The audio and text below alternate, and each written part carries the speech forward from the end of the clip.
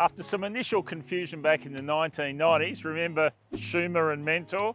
Kia settled on the Cerato name for its small car in 2004 and has pretty much stuck with it, well, until now.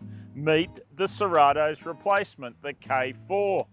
Is it just okay? Or is it a knockout blow for the Toyota Corolla and Co? Stick with us to find out.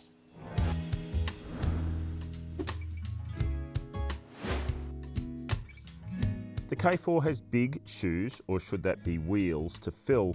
Even in its dotage in the small car segment, the Cerato was the second biggest seller behind the Toyota Corolla in 2024, and also the second biggest selling Kia behind the Sportage SUV. Apart from the Corolla, K4 is going to be taking on the Hyundai i30 and Mazda 3 at the quality end of the segment.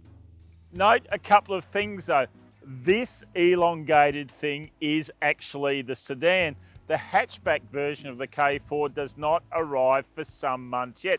And Kia has also given up the Cerato's substantial pricing advantage with the arrival of the K4. All four models in the range have gone up thousands of dollars.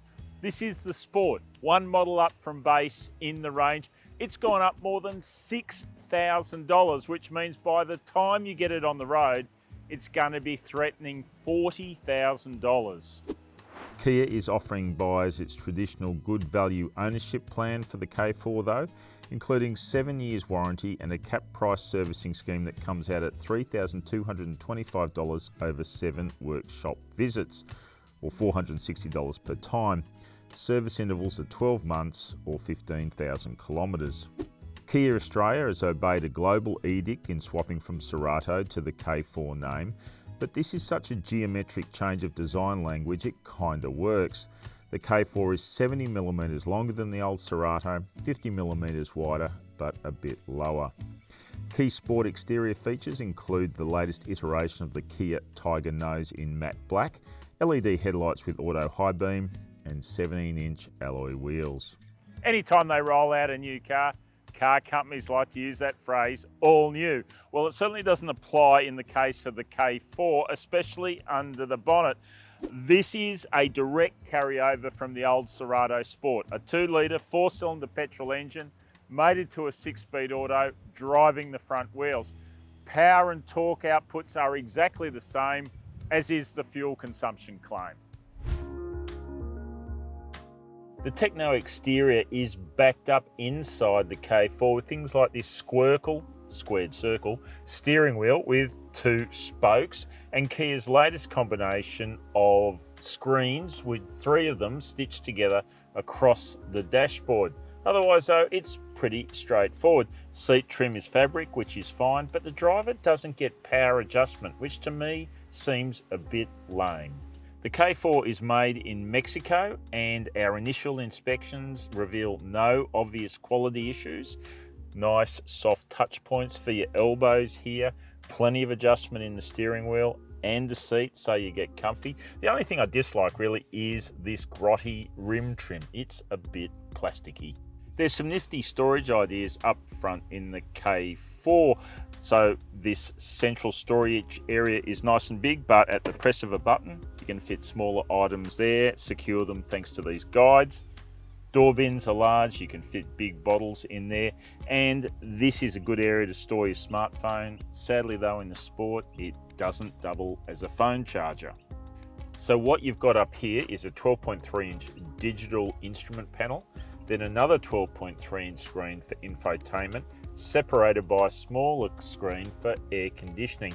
Now this might not apply to everyone, but the problem for me is I have to peer around the steering wheel to actually see the dual zone air conditioning controls. Thankfully, there's a set of physical buttons for the air conditioning down here on the dash, as well as for audio, volume and power. It's noticeable Kia has abandoned the combined digital controls for audio and AC it had in some models recently, although never in the Cerato. Personally, I didn't mind them, but obviously there was plenty of pushback. The K4 Sport is the cheapest model in the range to have embedded sat-nav standard, but most people are going to hook up their smartphone. Both Apple and Android can be connected via wireless. There are also USB-C ports front and rear as backup and for charging. The digital instrument panel is pretty basic, which is great because it makes it easy to read and absorb the information that's being provided. You can set it up in two different faces. One is just basic numerals, numbers for the speedo, numbers for the tacho. I prefer the dual dials, fake analog digital dual dials, you know, old school. But the only problem with that is you don't have a speedo, a numeral speedo, pop up in the center display when you go to the dial screen. That's a drawback. There's no surround view camera, just reversing with and without guides. It provides a pretty good view. There are also front and rear parking sensors to help you manoeuvre. The Kia K4 Sport comes with the same full serving of driver assist features as the more expensive Sport Plus and GT line. Only the entry-level S gets lower spec autonomous emergency braking, which can be upgraded as part of an options pack. There are also 7 airbags, 3 top tether mounts and 2 Isofix mounts. An ANCAP rating is yet to be announced. No problems when it comes to space in the rear seat of the K4. I mean, check it out. Plenty of headroom, plenty of knee room. This is a real Uber special. The only thing I really dislike about the space is this hard shell on the back of the front seat. It makes you feel a bit enclosed. It also feels like Kia skimped on the level of features back here. Sure, you get adjustable air vents and 2 USB-C ports, but there are no map pockets and the door bins are tiny. Okay, let's open the boot. Told you it was a sedan, and the size in here is massive. No problem for space at all. And you can split fold the rear seats, just pull on these tabs for even more space. No features here though, no nets or hooks. The lid is not power operated, which is not surprising, and the gooseneck hinges may encroach if you're really stuffing the boot full. Love the space saver tyre under the floor though. Nice one, Kia. All right, let's get out for a drive in the K4 and see what we make of it. Will we be giving it kudos or sending it to the kennel? Before you even start rolling in the K4, the first thing I'd recommend you do is turn off all the annoying bing bongs. Okay, so what the process is, if you've got it programmed in, press the star button. That then takes you to the driver assistance page. You press speed limit, turn it off. Now you go back, you hit driver attention, you turn off forward attention warning, and then you turn off inattentive driver display warning as well. So you got 2 warnings for driver attentiveness in this car. Honestly, it's just, I find them maddening. They are so overreactive and just so hyper monitoring of your every move. It just drives me mad. They're meant to be a safety aid and I just find them completely distracting. All right, now let's get rolling.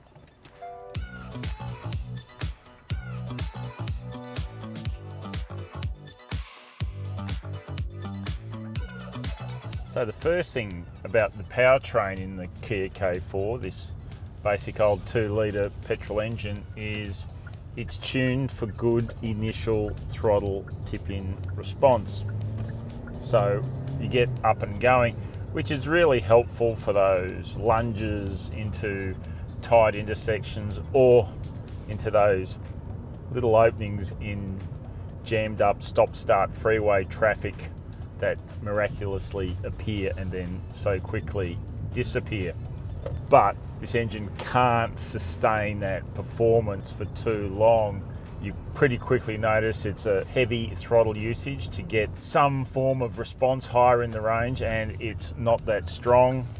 You'll also sense the 6-speed auto shuffling around quite obviously through its range, trying to keep tapped into the engine's quite shallow pool of pulling power.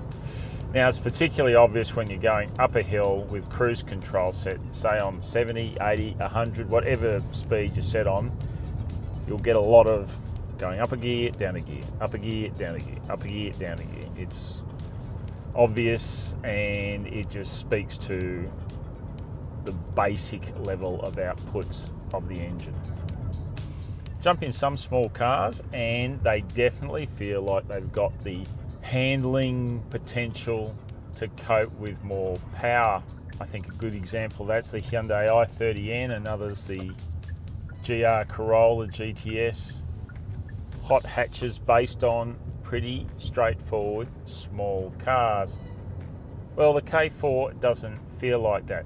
Look, it's got locally tuned suspension and steering that works absolutely fine, but it just doesn't feel like it wants to upgrade to become a real performance car. It's comfortable at the level of stress that's being applied to it by its 2-litre engine. Okay, I hear you say there is a 1.6 litre turbo petrol version of the K4 also available, but that also swaps from this car's torsion beam rear axle to a multi-link independent setup. All things considered though, the torsion beam does a really good job of ride as well as a competent job of handling. Look, you have to walk a bit of a tightrope with that stuff, especially in Australia where the roads are so terrible. You're just never gonna get plush without getting knocked around by the bumps, or taut handling without getting knocked around by the bumps. It's just the way it goes. So this car does a pretty good job of navigating the path in between. There are some pretty solid inputs that you can feel, especially out of the rear at times, but they have to be pretty big holes or solid marks down the middle of the road or what have you. Overall, most of the time, it's a solid ride handling experience. When it comes to cabin refinement, no surprise, there's a bit of noise leaking in here, but it's not the engine that you might expect providing most of it. It's actually the tyres, which seem to set up a bit of roar on most surfaces. Got to admit, we did flog the K4 a bit, and despite all that, the fuel consumption on test still came out at 7.7 litres per 100 kilometres.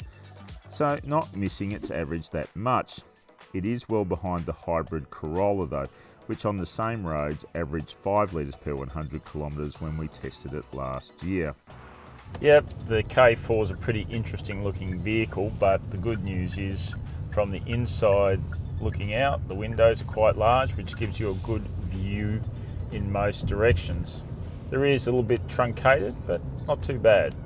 The K4 driving experience overall left me happy enough without being all that excited.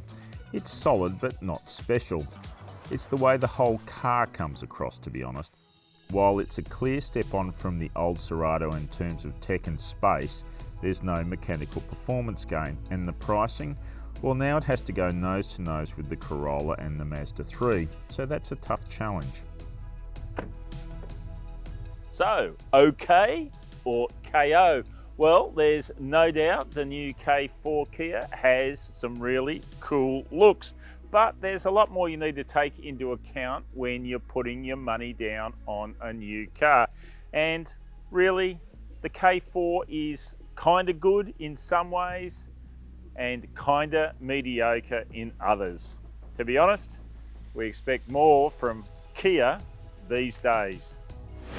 Thanks for watching.